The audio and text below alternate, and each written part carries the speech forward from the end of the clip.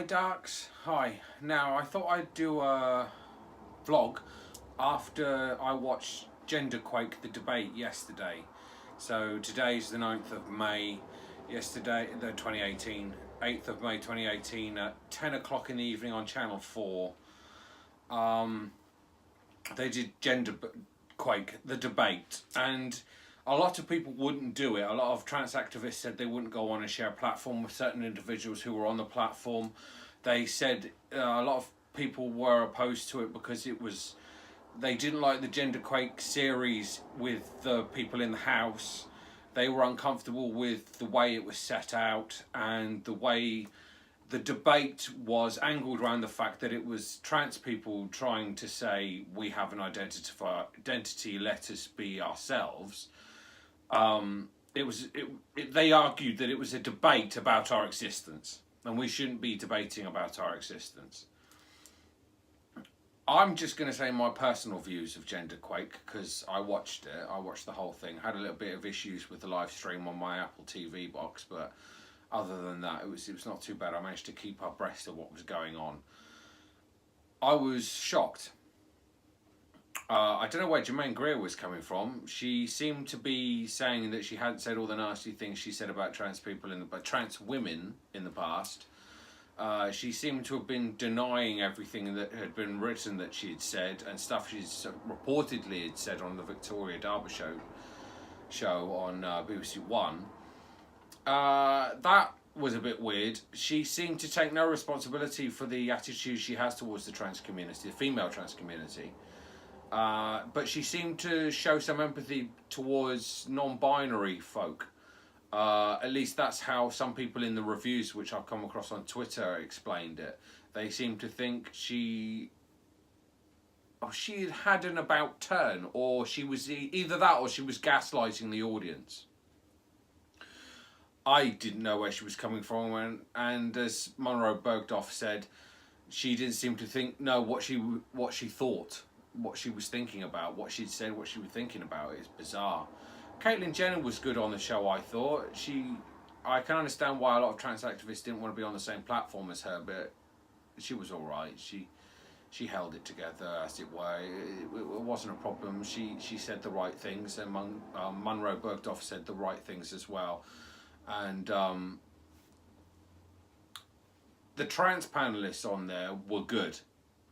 They seemed uncomfortable, and they seemed uncomfortable when I started to feel uncomfortable, and that started when what the trans community called TERFs, trans exclusionary radical feminists.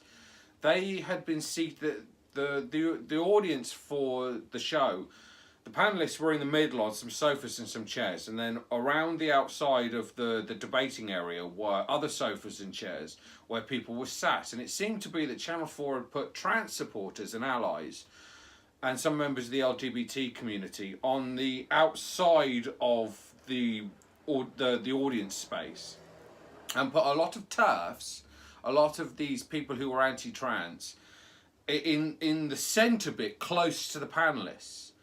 Now the debate went on, but after a while it just descended into the audience, the TERFs, the transphobes, hailing abuse at Monroe Bergdorf and Caitlyn Jenner, and I couldn't hear clearly what they were saying, but I heard individual things, and it was just out and out abuse. Now Monroe Bergdorf asked if this particular lady who was howling abuse, being very vicious and aggressive, if she could be removed from the audience. That wasn't allowed. That wasn't done. Well, I don't know if it wasn't allowed, but it wasn't done. So this person was able to continue hailing abuse. There was also another lady who was situated right in the middle and behind Monroe Bergdorf and Caitlyn Jenner, and she was quite close. In front of me is a chair I have for doing my political vlogs, and she was as close as this chair is. It's just there, and she was hailing abuse at them from behind them. It just descended. It was a farce. The trans panelists got their views across very strongly, very sensibly, very forcefully, powerfully, very, I'm trying to think of the word, very elegantly and intellectually. the audience, some of the transphobes in the audience were just hailing abuse like one of the members on the panel called a bunch of 5-year-olds. It was disgusting. It was absolutely disgusting.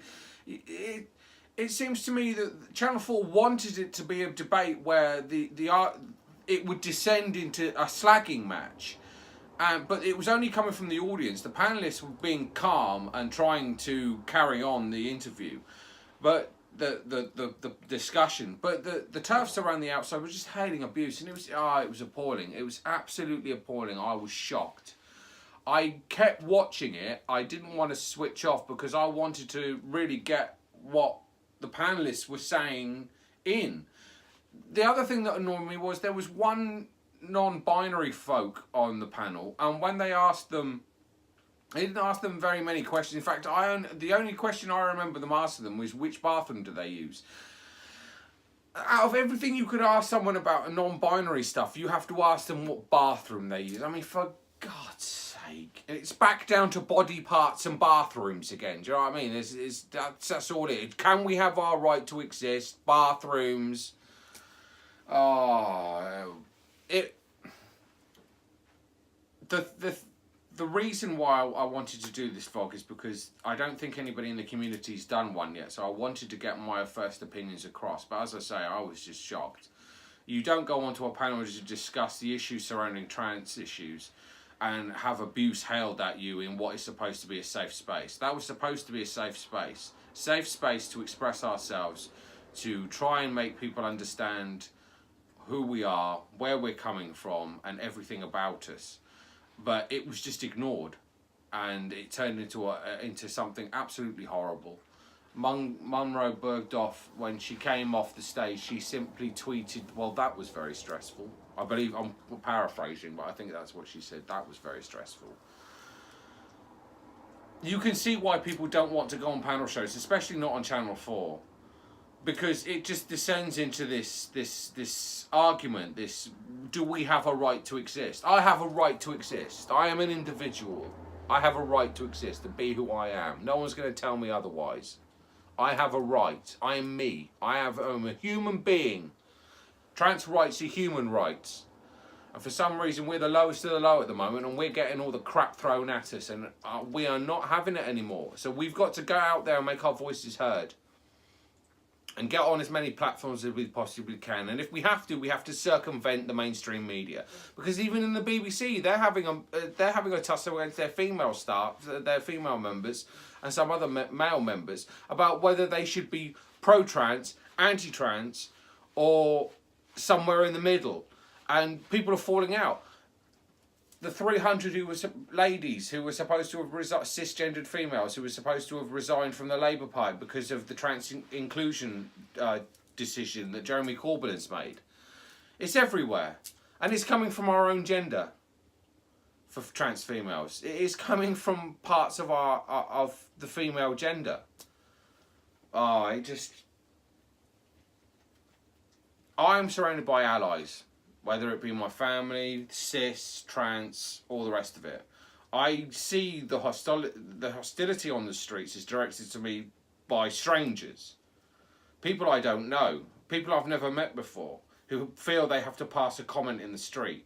And since Trump and Brexit, people have felt confident enough to come out and say whatever they like. Stuff that was known as taboo in the past is no longer taboo. If you see someone caught on the street, you can call them out for whatever they are if you fancy it, if you're that way inclined. You can be racist, you can be Islamophobic, you can be homophobic, you can be transphobic, it doesn't matter. Brexit and Trump have given you that right. They're doing it, so why can't I? We're living in some horrible times, and the trans community are getting it in the arse, in the butt, something chronic, by everybody. We are seriously getting put upon.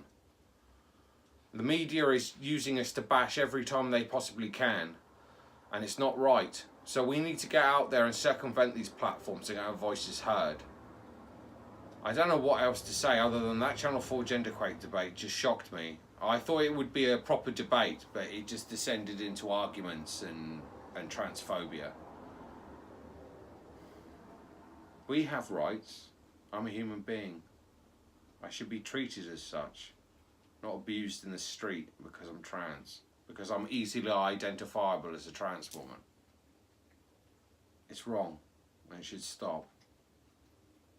I don't know what else to say other than to all the people listening to me who are allies of mine, are allies of the trans community, and who are members of the trans community, whether you're trans feminine, trans masculine, gender queer, non-binary, whatever.